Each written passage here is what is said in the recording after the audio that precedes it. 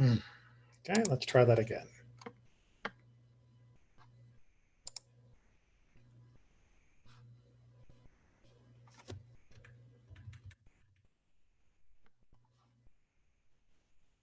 There we go.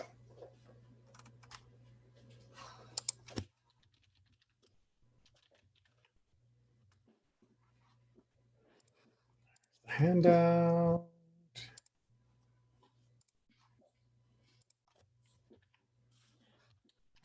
There's the Zoom.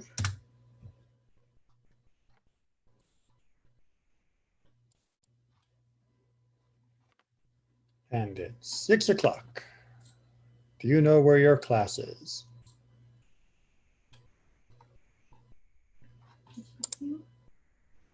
On the YouTube? On YouTube. The link is on YouTube. Otherwise, it's the same as last time.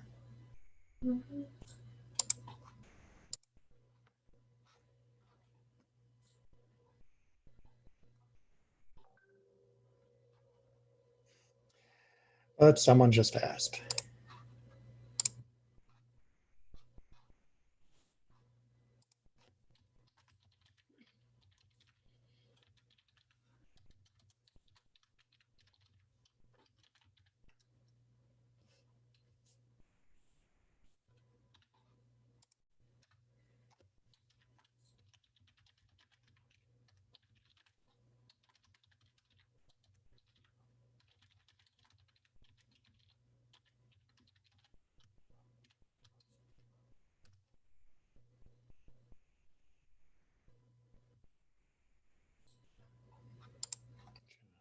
Putting up a few more things.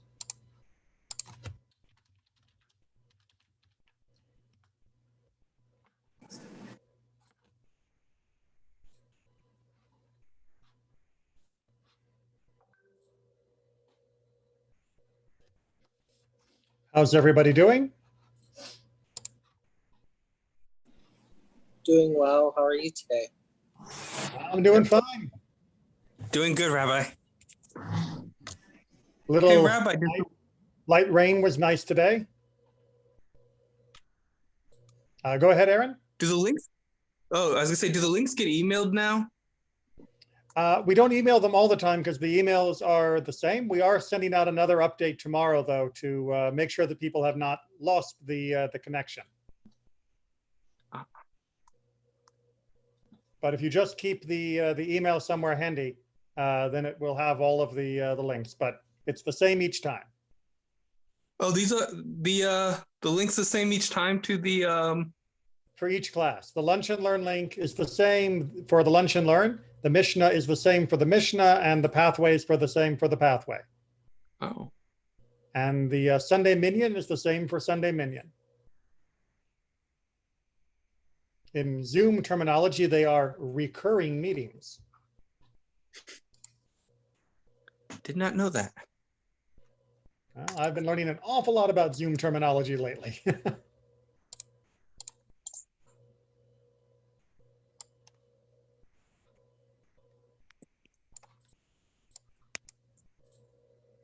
It's a whole area of life that I was completely unaware of.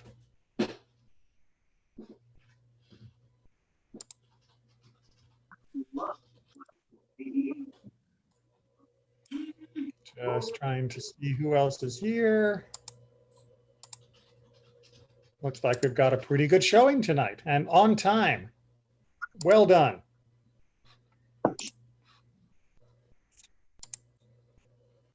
Just need to pop out the YouTube chat in case anybody wants to connect through that. Oh, and there's Kali.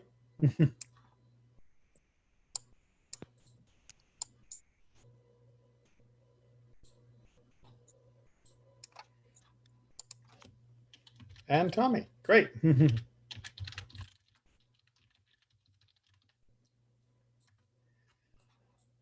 All right. It's nice to see so many people coming on time. It makes my job a lot easier when people are here when we need to start. Gives us a little bit more time too. And that way we don't have any trouble getting time for all the questions you might have. All right, well, I don't want to penalize everyone for being on time. So we're going to go ahead and get started. As usual, as I go through, the YouTube feed is going to be a little bit lagged. So that means please feel free to ask questions, but don't be surprised if I'm not responding instantly. The Zoom link is much closer to being perfectly live. So just feel free to jump in. Because I have the different bars in the side for the different people, I may not notice immediately. So don't be afraid to just speak up if you're on the Zoom link and let me know that you have a question. So we are going to start with Shavuot. Now, Shavuot is, I should say, this is a much bigger topic than just Shavuot, but Shavuot is the next major holiday. Last week, we talked about the modern holidays, which are not biblical, but are still very important. Shavuot is one of the big three biblical holidays. And it is the holiday that is coming up next. So we're going to talk about why we celebrate it, how we celebrate it, and what else we do around this season of the year that is connected to different aspects of the ancient world. And we're also, just because I think it fits in nicely here, going to talk a little bit about having a beard and the corners of our heads.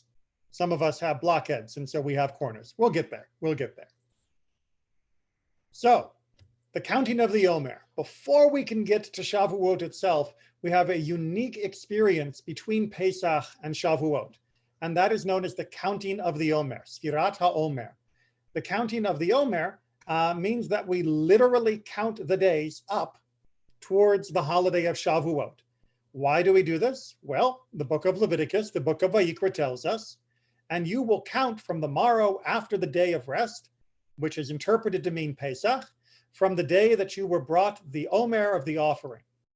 7 complete weeks, and the day after the 7th week will number 50 days, and you will offer a new grain offering to the Lord. And this is, of course, the holiday of Shavuot. As we're going to see, Shavuot has a number of different names.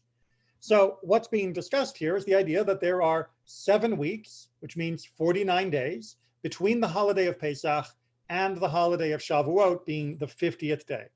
7 by 7 is always considered to be a very idealized, very perfect sense of completion in the biblical poetry of numbers. It's the same pattern that we have for the fullness of Jubilee, for the fullness of the 7 cycles of 7 sabbatical years. So it's not surprising that we have this flow going from Passover to Shavuot. We'll talk about what that feels like in just a bit. Now, there is one little question that often comes up, which is if you're reading carefully, you'll notice that it says you will count from the morrow, the day after the day of rest. Now, I put in parentheses Pesach because this is the way, of course, Judaism interprets this. There were some ancient groups, and there are still some groups today, the Samaritans and the Karaites being the most common, who do not interpret it as being the day after Pesach, meaning Pesach 2. They interpret it to mean the first Sunday after the Shabbat of Pesach. Now, why would they do that? Well, it says the word Shabbat. Why do we not do that? Because the word Shabbat doesn't only mean that 7th day, right? Shabbat sometimes means day 7 of the week. That's our typical usage of the word, especially in the modern world. But sometimes it also means the day of rest, just a generic day of rest. Shabbat coming from the root meaning to rest, to cease activity. For example, in Leviticus 23, both Rosh Hashanah and Yom Kippur are called days of Shabbat. Right? Now, that does not mean that they must be only on Shabbat. Right? We know that for an absolute fact because they are 10 days apart. And it is impossible for 2 days to be 10 days apart and yet both be on the same day of the week. So because of that, and because of the other textual clues, we begin counting the Omer towards our celebration of Shavuot from the 2nd day of Pesach. This is something to include right as you are celebrating the end of your second night Seder. That's when we begin. Everyone following me so far? Okay, hearing no objection, we move on. So how do we actually count the Omer? This is the simplest mitzvah you can do. We say a blessing each night, and then we count both the day and the weeks. Meaning that if this was day 8, for example, it's not, but if it were day 8, we would say tonight is the 8th night of the Omer, or the 8th day of the Omer, which is 1 week and 1 day. So we do the math each day to go all the way up till 49. Now, because there is an argument about the completeness of whether we are counting all 49 days as one mitzvah, or whether we count each day as a mitzvah, we have a little compromise just in case you make a mistake and miss a whole day. And that is to say that you would still keep counting, but just in case it's no longer exactly the way the mitzvah should be done, we do not say the blessing, because saying a blessing at the wrong time is a bracha levatala, something that I discussed during our Torah service this last Shabbat when we were reading a little bit differently than normal. Now, if you're wondering, but how can I make sure I keep up with this? Never fear. Just a moment, I thought I had this open, but you can get an app for that. So this is a little app called Sfirat HaOmer. There are many versions on the Play Store. This is a Google version. I know there are some for Amazon as well, or not Amazon, but some for the iPhone as well. And basically this will take you through exactly what you're supposed to do for the Omer. And it even has a handy dandy little calendar to mark things off. So it's a great little thing. I'm seeing we're getting a question over here. Excuse me. Why can't both be a mitzvah? So Callie wants to know, why can it not be that you're doing a mitzvah that is the totality, a mitzvah that is the individual day? Oh, just a second. Let me handle the one question at a time. And the question is, hello? Hold on, I'm just going to mute the additional sounds, making sure that we don't have any unintended interruptions. So the idea is that if it is all one mitzvah, then you only do the mitzvah if you do all of it. And therefore, if you miss a day, you've missed the mitzvah. You can't do it. The alternative argument is that each day is its own mitzvah, and therefore, by doing each day, you are doing the mitzvah. Now, could they both be mitzvahs? Yes, but then we would need to have two separate blessings. And since it is a little unsure at the beginning, day 1, that you are actually going to be able to successfully complete the mitzvah, not that it's hard, but people can be forgetful, then doing a blessing at the beginning to a mitzvah that you cannot count upon yourself to complete would be a little reckless. Be the equivalent of trying to do the blessing for wearing a talit for every day for the rest of the year. There's no reason to assume I'm not going to be wearing my talit for the rest of the year, but if I said one blessing at the beginning for the rest of the year, and then for whatever reason, my house burned down, God forbid, the dog stole my talit, then I'm now going to have broken that mitzvah chain, and I will have said the original blessing in vain. So this is the way that the rabbis decided to compromise. Aaron, you had your hand up. Yeah, I had a quick question about the app. They don't have like a one app for everything, like not just the counting of the Omer, but Not just an Omer counter? Yeah. But like so you're welcome to find all sorts of different apps and go for it. I happen to be a big fan of single purpose apps that they do one thing and do it well. Just because I find that it's easier to rely on it for the one job it's doing. But absolutely, I'm sure there are other apps out there that do multiple different things, and included in that are the counting of the Omer. I do not get any royalties from the app that I showed you. It's just the one that I happen to use. And I haven't seen a need to change yet. Onward. During the counting of the Omer, it is a period of semi-mourning. That is to say, there is a slight subduing of our joy during this time period, at least traditionally. Why? Well, the explanation that is given in the book of the Talmud, Shabbat 54b, is Rabbi Akiva had 12,000 pairs of disciples. Remember, studying is always best in pairs. And they were living from Gabat to Antipatris, right? These are different areas of the region. All of them died in a single season. Why? Because they did not treat one another with respect.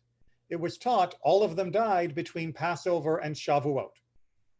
So first of all, it's an incredibly important and powerful statement about what it means to study with other people and to be part of a group. That means you have a high obligation to treat each other with respect. But it also means that even though between Passover and Shavuot should be a joyful time, that this has put a little bit of a cloud over that time period.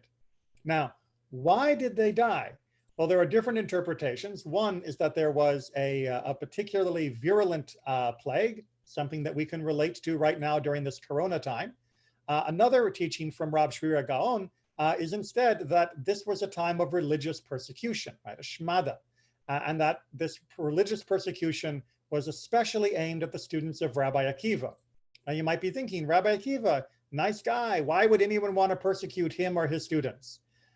Well, Rabbi Shimon Bar Yochai, one of the great students of Rabbi Akiva, would say, Akiva, my master, would expound the verse, a star will come from Jacob, as Koziba, right? That is to say, Kochba, meaning star. Koziba is the name of a person who was leading a revolution against Rome. And Rabbi Akiva said that Koziba was this Kochba, that he was the star that came from this verse. And that meant that he was the Messiah, that this Koziba was Mashiach who would lead us out from Roman oppression. When Rabbi Akiva would see Bar Koziba, he would say, there is the King Messiah. Rav Yochanan ben Torta, one of the other sages of the generation, said, Akiva, grass will grow from your cheeks, and still the son of David will not come. This is a very poetic but harsh way of saying, you are going to be long dead, or buried and dead, before the Messiah shows up. This guy, this Koziba, is not the Messiah. But Rabbi Akiva persisted in supporting him. And in the process, when Rome began to become victorious over Bar Kokhba and reimpose its tyranny on the people, there was a horrible, horrible massacre, at least by per capita, as devastating as the Shoah, the Holocaust, was in our own generations. So this became a especially horrible time period of many, many bitter memories for our people during that era. Questions, comments? Hey, Rabbi, was Bar Kokhba known not to be very religious, though? So we don't have a lot of contemporary data of what people knew or didn't know about him at the time.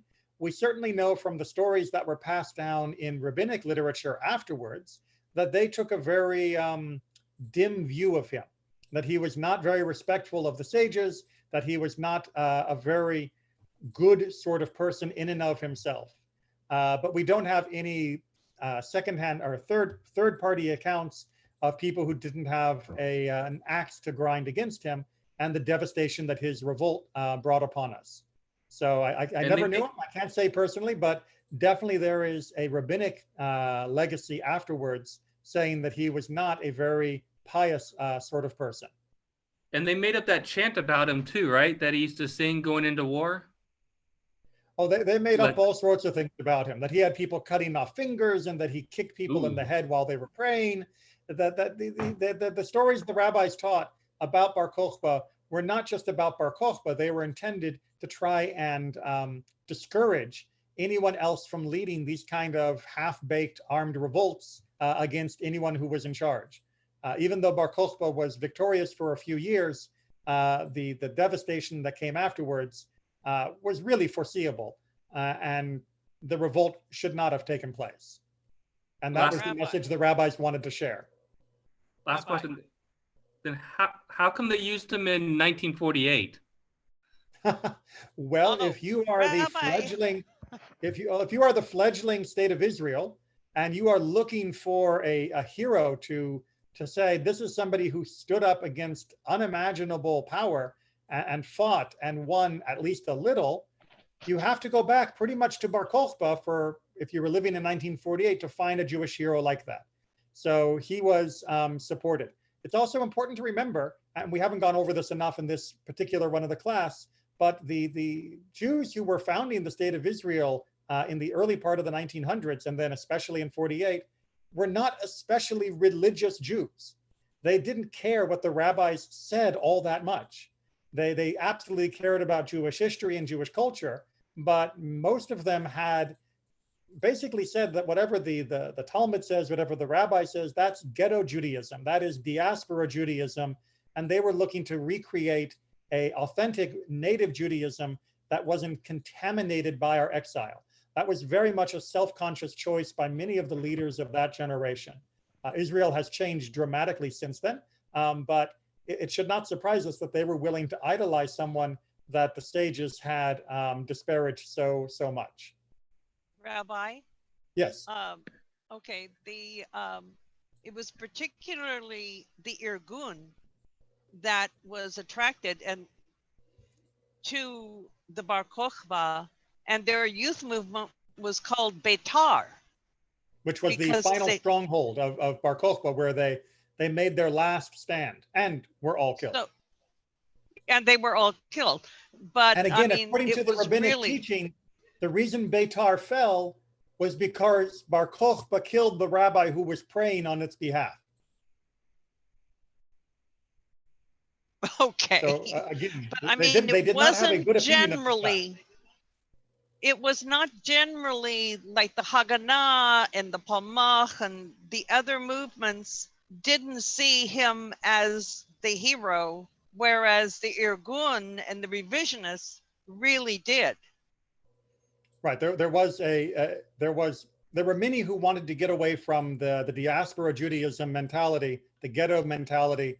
There were some that really wanted to reclaim this militant vision. And yes, the political spectrum was quite broad at the time. Right.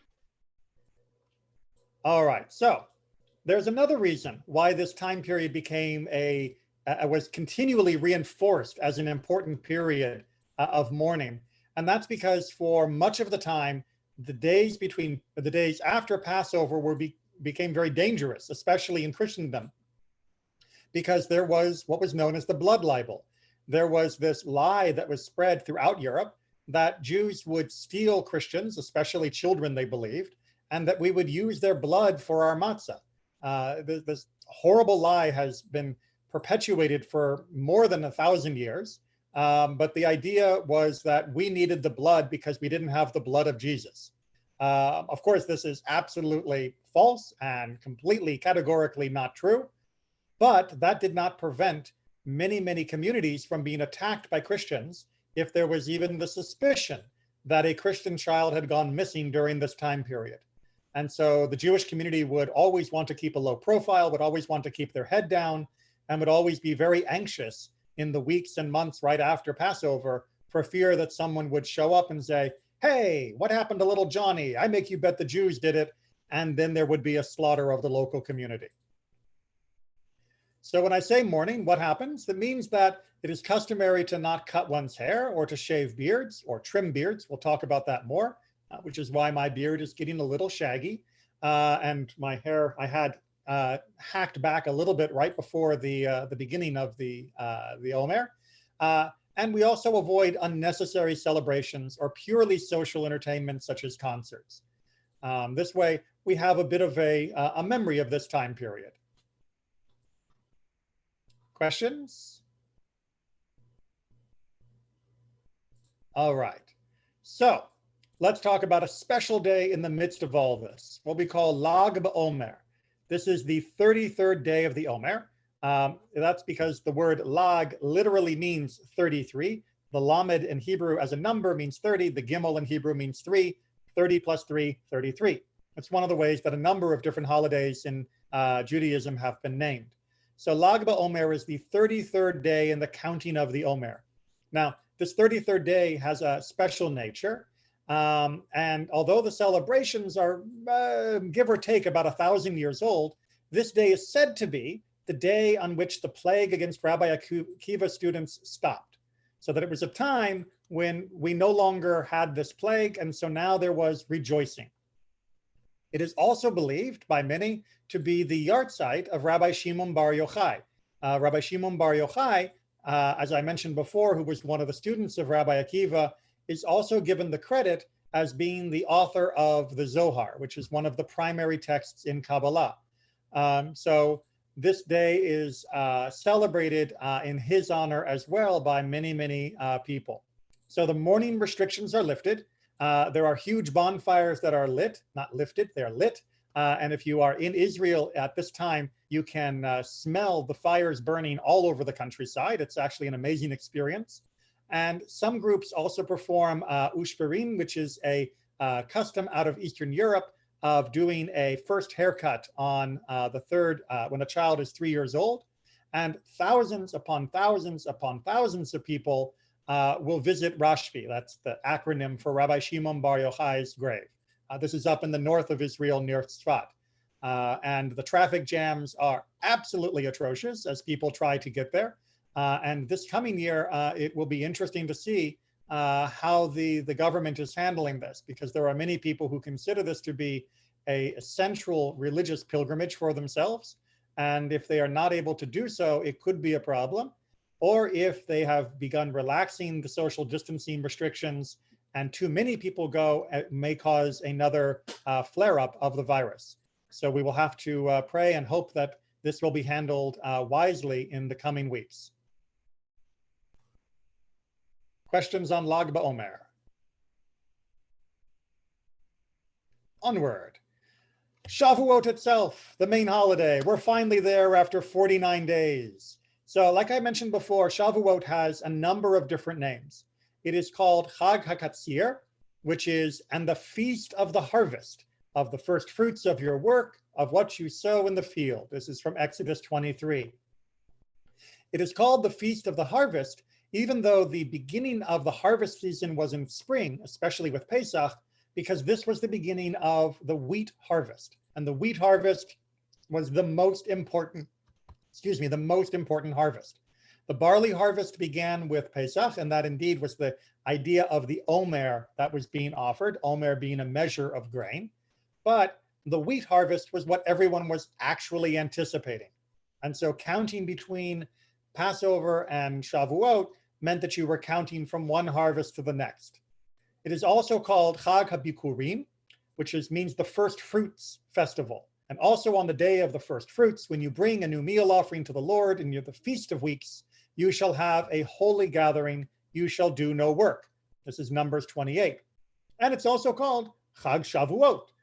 Then you shall observe the Feast of Weeks for the Lord your God, offering your free will contribution according as the Lord your God has blessed you, from Deuteronomy 16. So there are many different ways to refer to Shavuot, but all of these terms are referring to the same holiday. Now those first fruits are a very interesting ritual that unfortunately we cannot still do. The Bikurim, these first fruits, were the first growths that were brought to the temple in Jerusalem, and they would be brought from Shavuot onwards. And the first fruits were from the 7 species for which the land of Israel is praised. That is wheat, barley, grapes, figs, pomegranates, olives, and dates, also known as an incredibly balanced meal. So what would actually happen, according to the Mishnah, is that on the morning, at the rise of the morning, an official would proclaim, "Rise and let us go up to Zion, to the house of the Lord our God." Remember, Zion is both a name for all of Israel, but it is also a name specifically for Jerusalem. An ox would walk before them, meaning the community as they went, its horns covered with gold and with an olive crown on its head. The halil, a type of flute, was played before them till they reached the vicinity of Jerusalem. Upon coming close to Jerusalem, they sent word ahead and decorated their bikurim, decorated the first fruits that they were bringing, the first produce.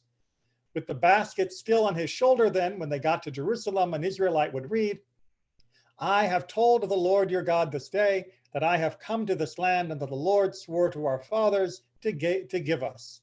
My father was a wandering Aramean, And God brought us to this place, and God gave us this land, a land flowing with milk and honey. And now I bring the first fruits of the land that you have given me, O God. Deuteronomy 26. If that sounds a little familiar, the phrase, my father was a wandering Aramean, this paragraph, and it's a longer paragraph, that's why there's the 3-dot ellipse, is the core of the Magid, the retelling of the Exodus that is found in the Haggadah during our Seder. After completing the entire portion, he places the basket by the side of the altar, he bows down and goes out. Of course, you can read more if you want to study in the Mishnah or the Talmud about exactly how this halacha worked. Everyone there? Good. So let's try and get ourselves into the emotions of a farmer. Most of us now are not farmers, although we are perhaps a little more aware of our food chain than we were 6 or 7 weeks ago.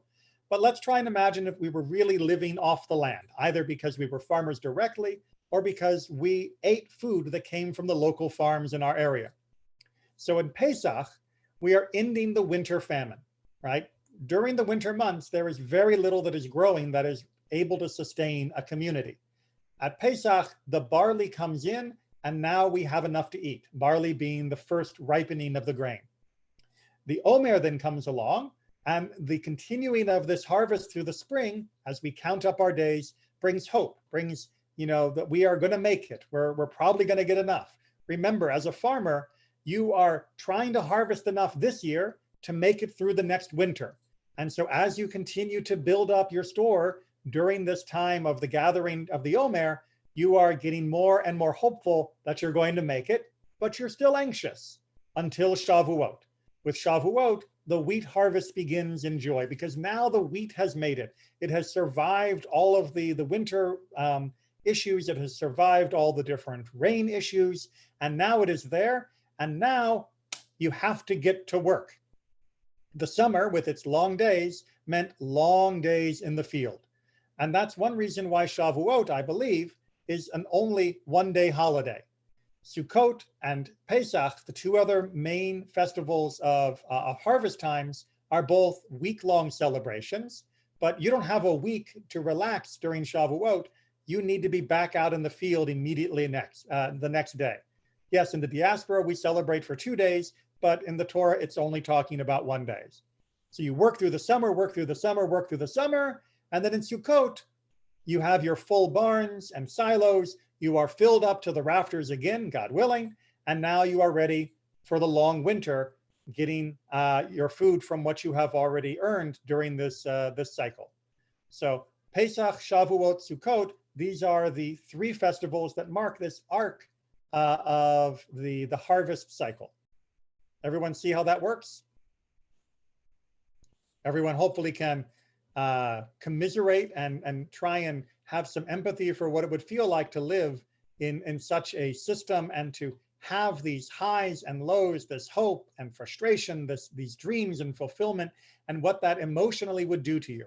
As you saw in, hold on a second, as you saw back here, right, it talks about that we will celebrate according as the Lord your God has blessed you. There was a feeling that you never knew exactly what you would have to give for the festival. You had to wait to see what you had grown, what you had harvested. But there was a whole nother identity to Shavuot. And this is the known by the phrase Zman Matan Torah. Right? This is the time of the giving of the Torah. Now, this is a little tricky, so you're going to have to hold on and do a little bit of math with me. Because the Torah itself never says that the Torah was given on Shavuot, at least not directly.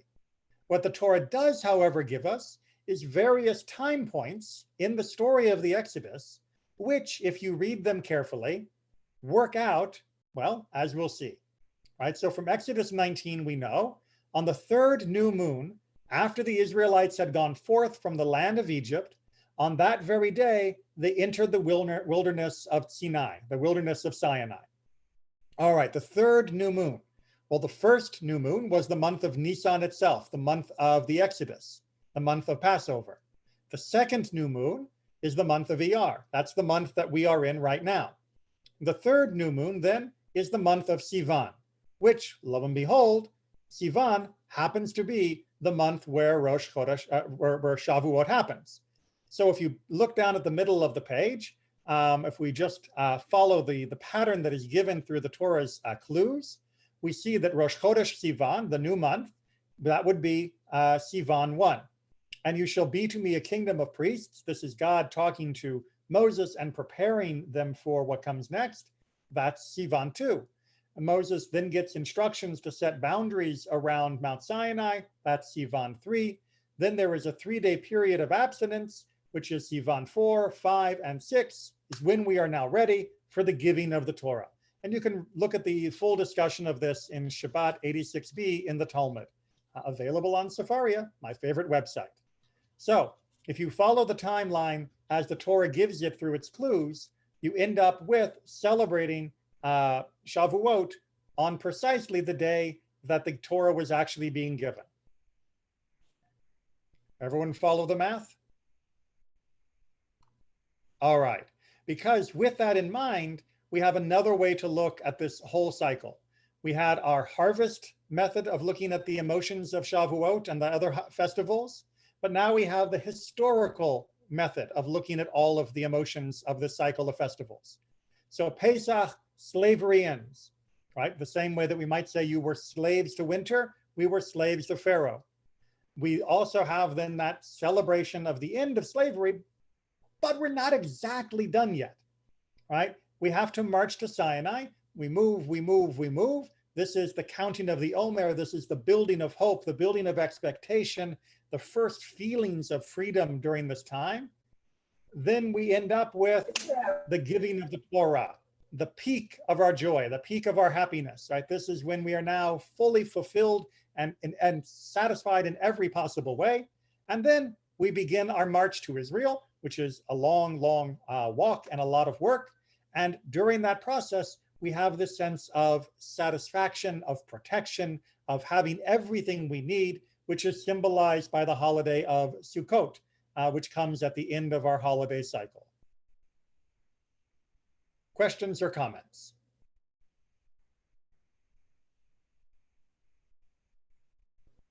Just giving 1 second for YouTube to catch up as well, and I'm just going to have another drink to lubricate the vocal cords.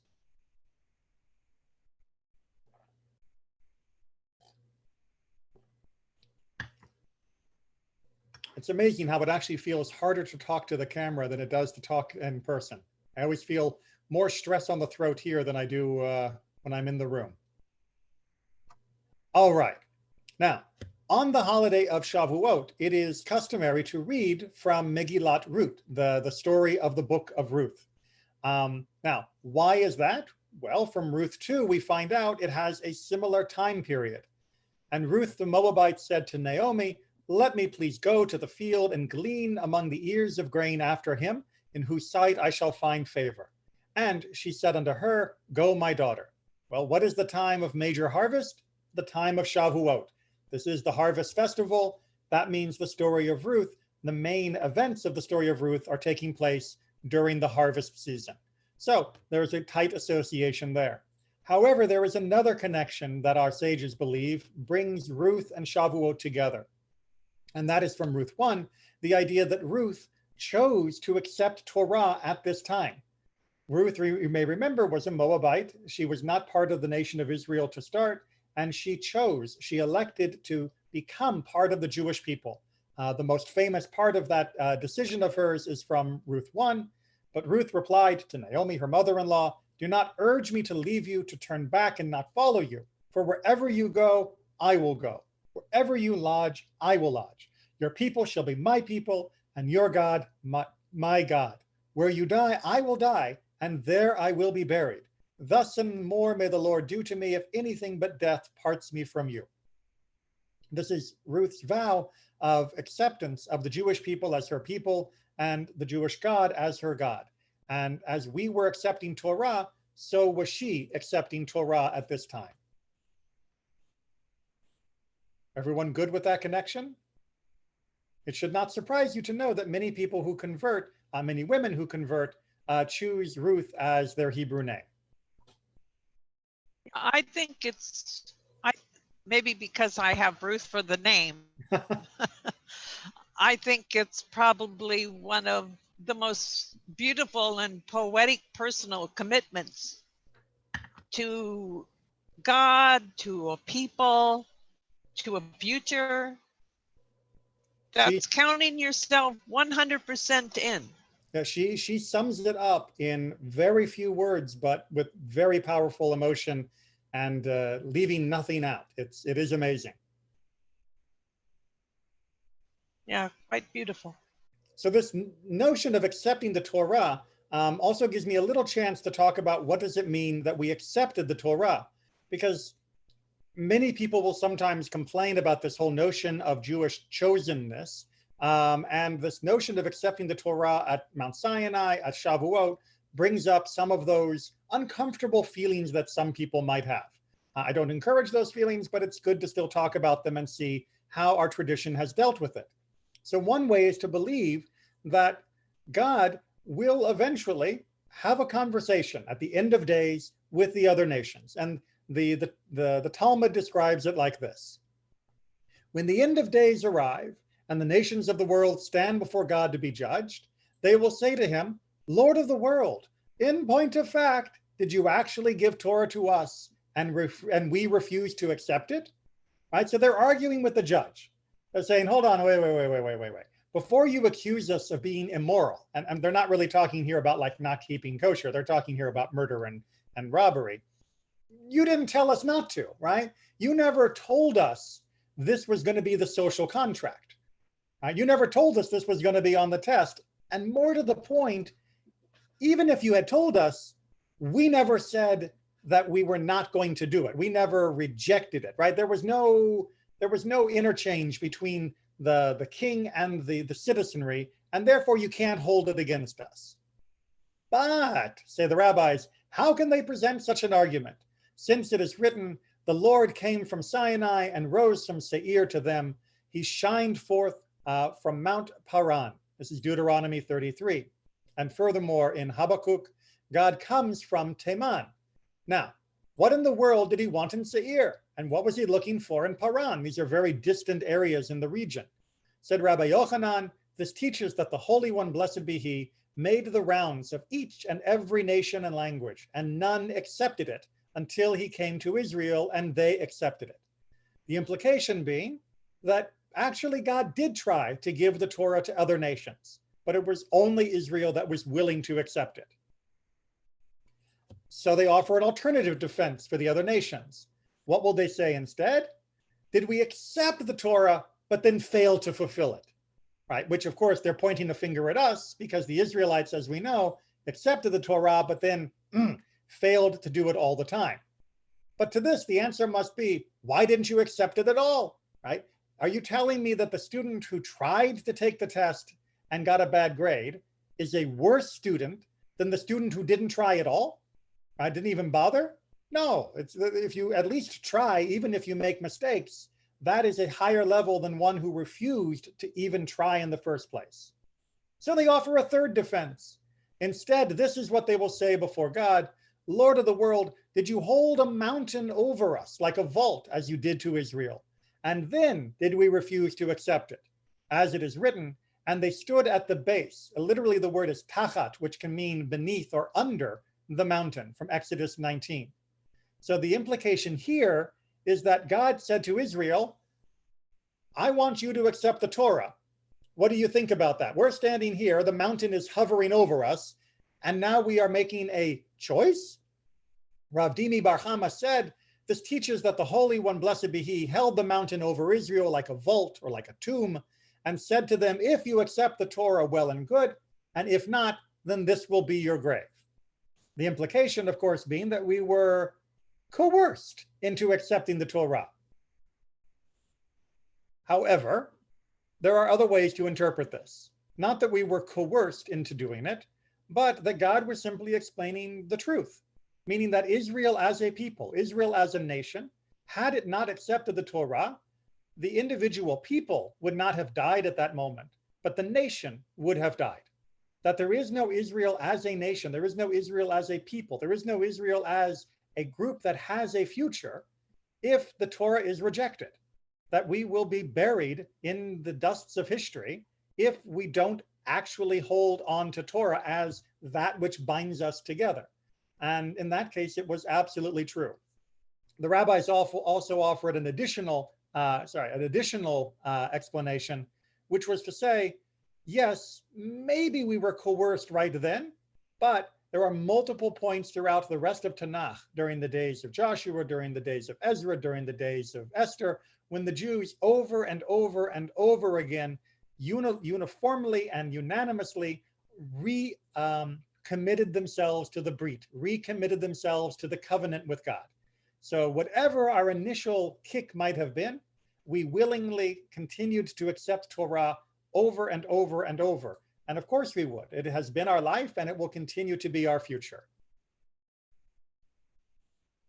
Okay, let's talk about a few other customs. Tikkun Leil Shavuot, the repairing of the night of Shavuot, to translate that literally. There was a midrash that the Israelites went to bed early the day before the giving of the Torah at Sinai so they would be well rested. Great idea, right? Unfortunately, they overslept, and God had to rouse them to accept the Torah. That is to say, God basically had to come knocking on the tents saying, "No, I thought we had a meeting." So Rabbi Yosef Karo of the Shulchan Aruch fame in 1533 began the practice of studying all night to prevent a repeat and to show our devotion to Torah. This was a tikkun of our earlier error. Now, there was a specific text that he had advocated to be read and studied during that night. Nowadays, people will study multiple different texts. Some people will stay up late. Some people will still stay up all night. We are working on putting together a community event for this coming Shavuot, which will probably be a little different than the past community events because of social distancing, but keep an eye on on Facebook and on email for more information. But we do still observe this custom, and I find it very rewarding to have this additional time of studying together in anticipation of the holiday of Shavuot.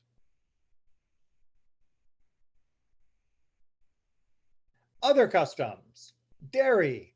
Shavuot is unique in having a custom of having a dairy meal on a holiday. All the other holidays, from most of our history, assuming you're not a vegetarian, the custom is, of course, to have meat because, and I'm sorry if you are a vegetarian, meat tastes good.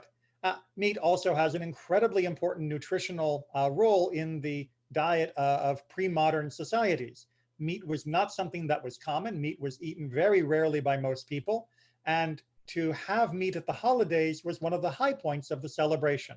It's part of how Judaism celebrates with all of our senses.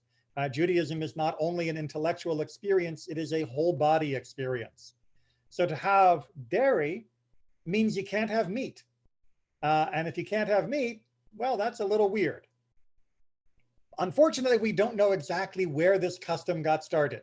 It's been around for a while, but we don't have a clear explanation of how this began. So I can't just tell you, here's the verse, this is why we do it. Instead, different sages over the last few hundreds of years have given different interpretations. To my mind, the most meaningful interpretation was that since God had told us when we left Egypt that we could only eat meat that had been properly prepared, but we don't find out those details until we get to Mount Sinai, that means we would have had to be eating just dairy until we finally got to the Torah, until we got to the holiday of Shavuot. I like that explanation. It has a little bit of the, we're waiting for the next bit of information and we'll do what we can with what we understand right now.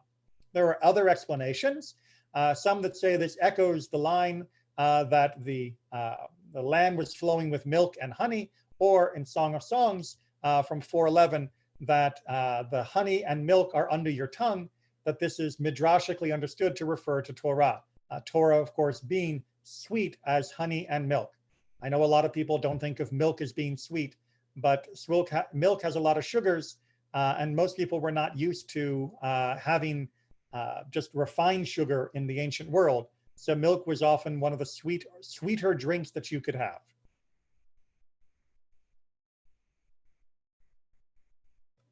Okay, we are now going to change topics. So I'm going to give you a second for everyone to catch up, either in Zoom or in the YouTube chat. If you have a question regarding Shavuot, the Omer, Lag BaOmer, any of that, pipe up now. You can always email me or contact me later, but if you've got something you want to talk about now, let it out before we get into the topic of beards as well as the corner of our heads.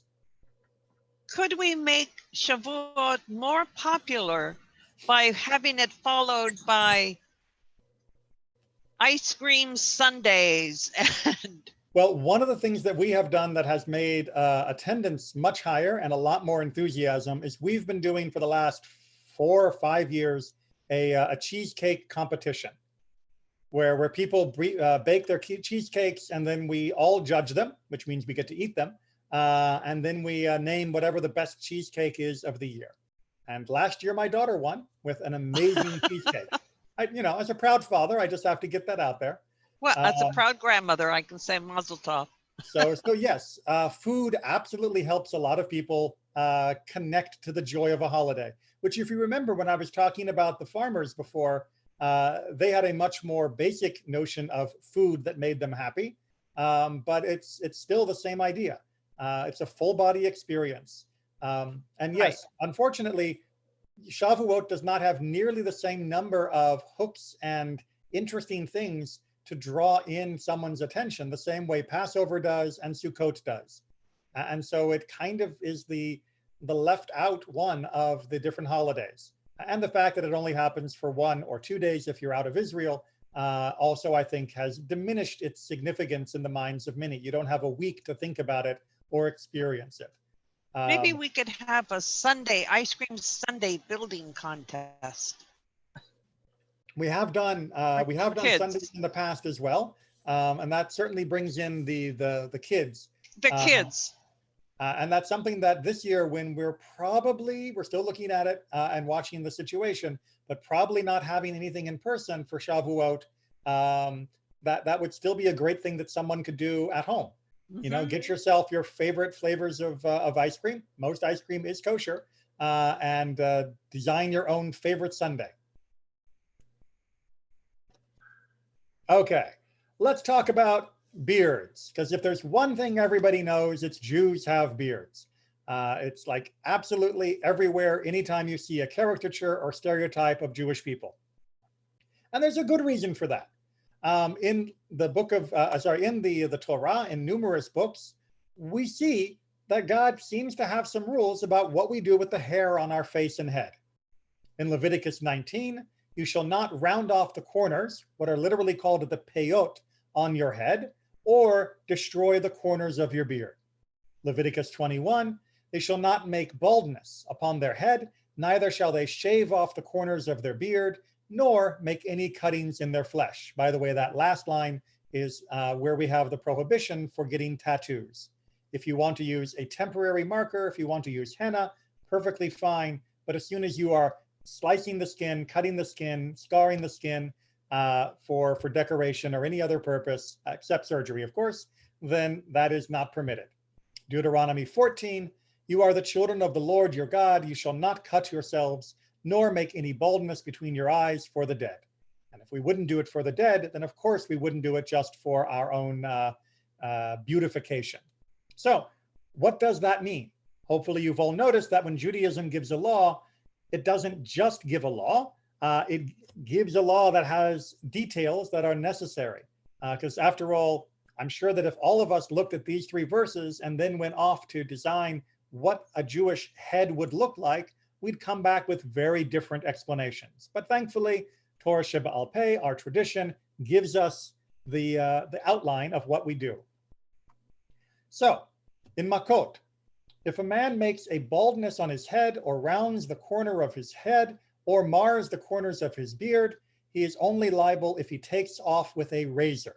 So the rabbis understood that, going back to our phrase here, that the phrase shaving had a very specific mechanical element to this, that it wasn't the removal of the hair in and of itself, it was the method for the removal, and that it is only a transgression if one uses a razor. Now, for the modern world, In the modern world, this means that if you are using the whole Bic razor or those old-timey cutthroat razors, then you need to rethink how you're shaving your face.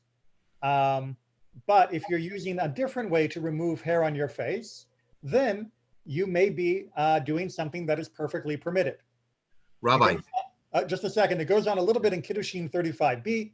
Anyone who is subject to the prohibition of destroying the corners of the beard is covered by the prohibition of rounding, but women obviously are not subject to the prohibition of marring the corners of the beard, are also not subject to the prohibition of rounding. So rounding, we're going to see, has to do with the hair that is over the ears, this area. And this is explaining why, since all the verses link the hair up here with the hair down here, if you don't have hair here, you don't need to worry about this. So really, this section is only going to be relevant for men. Yes, there was a question. Yeah, I was going to comment that when I was in the Navy, I remember the Navy rabbis, what they did, said they used electric razors to shave their beards. Exactly right. So most electric razors are perfectly fine. Also, what do they call it? Depilatory cream, the kind of lotion you can put on that removes hair. Electrolysis is also officially okay, although I understand it's not very comfortable. Laser hair removal is also okay. It's really just if there is a bare naked blade scraping across your skin, that is where you are violating this mitzvah. So, indeed, in Ritba, the commentary on Makot, he says, according to the letter of law, if one shaves with scissors, which is what an electric razor is like, it's just tiny, tiny little scissors that are going right up against the skin, even in a way that is similar to a razor, again, like a modern electric razor, this is permissible. However, it is customary among pious individuals not to do so due to suspicion by onlookers. This is indeed the proper way to behave. So in his community, most people were not going to use scissors to actually cut all the way down to the skin so close that it looked like you had actually shaved with a razor, which meant that if you had done it, most people would assume you had used a razor. And so they didn't do it.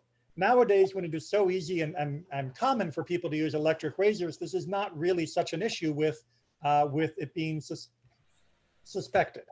And in fact, as we go on, we can see from a modern halachic posek of a very traditional bent, he was asked this question: what is preferable, a Torah teacher with a beard or a Torah teacher without a beard? Who can explain better? Meaning you have one teacher who has a beard and another superior teacher, but who doesn't have a beard. Which one should you go to? And he answers, I think quite well, the one who explains better, since learning Torah is a greater mitzvah than having a beard. Right? Yes, beards are nice, beards are distinguished, beards look impressive. I know that when I stroke my beard, people think I must be having very deep thoughts rather than just enjoying the sensation. But if you can't teach, you can't teach, no matter how impressive your beard is. So you go where you can learn, you go where you know the most, because there are plenty of ways to remove the beard without breaking Torah. But to teach Torah, that is the highest issue. Which brings us to our corners of the head. So as you probably guessed, the corners of the head, we're still dealing only with the issue of a razor. And when we talk about the corners, we are talking about, I get to use the fancy annotation. We're talking about this area here. That's the area that you can't use a razor against. And again, we're talking about bare razors. You draw a line from basically behind the ear up across the hairline at the front of your head, or where the hairline used to be, if it used to be a little lower. That's the area that we don't scrape off with a razor. Now, you may have seen, again, in many stereotypical fashions, that there will be people drawn or portrayed that will often have curls on the side of their head. And that is because, just like with the beard, there are many communities that say, yes, you can trim this, and you can even remove it with an electric razor if you wanted to, but we are going to choose not to, not because we are commanded to keep it, even though we have legitimate ways to remove it, but because it allows us to feel closer to this particular value. Nothing wrong with doing that. And it's become customary in many communities to twirl that part of the hair, which is how you end up with those long curls on the side of many Jews who live in those communities. But it is not necessary. You are, all of you who are converting to Judaism, and all of you who are still Jewish, you are welcome to keep your hair trimmed in this area. Just don't be scraping it with a bare razor.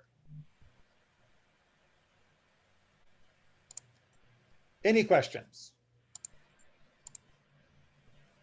Because that brings us to the end of our evening study. Oh, I was going to ask, why were they, I know, but why were they so opposed to shaving your head and shaving the corners and shaving? Okay. Why were they opposed to that? Why does the Torah prohibit this in the first place? So Right. the Torah, in typical Torah fashion, doesn't give us an explicit explanation. There are a few hints. One, as we saw with the mentioning of these being connected to, get back to the mourning rites, right? For the, not doing this for the dead. In some of the other ancient communities, shaving your head or even cutting your body was what people did to show that they were sad that someone else had died. So in one way, the prohibition on shaving was to not imitate their behaviors, their practices. And in general, this idea seems to very much reinforce the feeling that we're not copying other people's fashion and style, whether it be their religious fashion or whether it be their fashion, you know, their beauty fashion.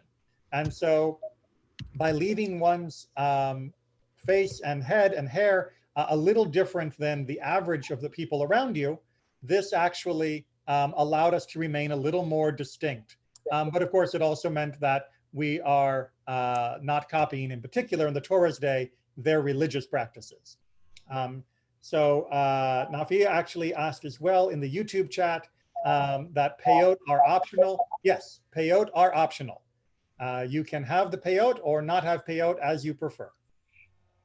What I have on the side of my head is because my hair just grows fluffy on the edges. They're not wannabe peyot.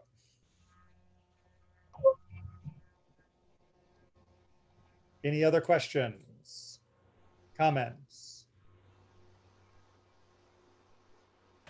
All right. As always, people are welcome to be in touch with me at any time. rabbi@tiflorida.org is usually the best way if it's going to be a question that takes more than a sentence to answer. And I'll be happy to respond to any emails and give additional information on this or any other topic that you have in mind. In the meantime, everybody should stay safe. Please make sure you tune in tomorrow and Saturday for our Shabbat services and Sunday as well for Armenian. An email with the links will be going out again tomorrow. Tomorrow night, we have a special treat because Heavy Shtetl, our klezmer band, or at least duo, this because we're keeping down the numbers, will be adding a little extra music to our Friday night service, which remember starts at 7:30. Everyone take care, and I will see you all later.